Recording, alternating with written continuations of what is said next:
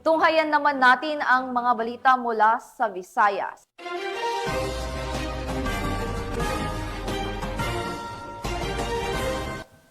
Aabot sa 7 milyong pisong halaga ng shabu ang nasabat ng mga otoridad mula sa isang high-value individual matapos ang isinagawang buy-bust operation sa Barangay 25, Magsaysay Boulevard, Tacloban City.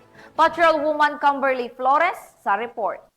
Tinatayang 7,480,000 pesos halaga ng shabu ang nasabat sa isang high-value individual sa ikinasang buy-bust operation ng mga operatiba sa Barangay 25 Magsaysay Boulevard, Tacloban City. Bandang alas 10:25 ng gabi ng ikasaang operasyon ng mga tauhan ng Tacloban City Police Office City Drug Enforcement Unit kasama ang PNP Drug Enforcement Group, Special Operation Unit 8 at Tacloban City Intelligence Unit sa koordinasyon sa Philippine Drug Enforcement Agency 8. Nakumpiska sa suspect ang 2 pakete ng hinihinalang shabu na may tinatayang timbang na 1.1 kilo na nagkakahalaga ng 7,480,000 pesos, isang genuine 500 peso bill kasama ang 66 pirasong 1,000 peso bill, isang 500 peso bill na ginamit bilang buy-bust money, isang sling bag at isang unit 9mm Taurus pistol na may 4 na bala. Maharap ang suspect sa kasong paglabag sa Section 5 at 11 Article 2 ng RA 9165 o Comprehensive Dangerous Drugs Act of 2002 at RA 10591 o Comprehensive Firearms and Ammunition Regulation Act kaugnay sa COMELEC gun ban. Ang matagumpay na operasyon ay bunga ng pagpapaigting ng pambansang pulisya katuwang ang iba pang ahensya ng gobyerno sa kampanya laban sa ilegal na droga upang matiyak ang kaayusan at kapayapaan sa ating bansa. Dahil sa bagong Pilipinas, ang gusto ng pulis, ligtas ka.